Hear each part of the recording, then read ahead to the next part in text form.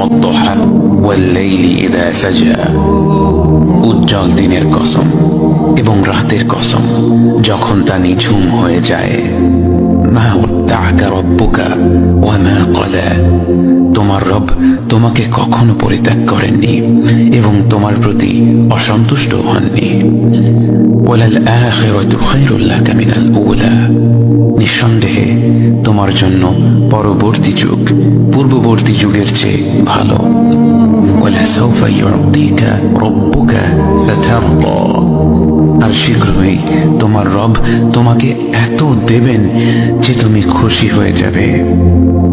আলাম ইয়াজিদকা ইয়াতীমান ফাআওয়া, তিনি কি তোমাকে এতিম হিসেবে পাননি তারপর তোমাকে আশ্রয় দেননি?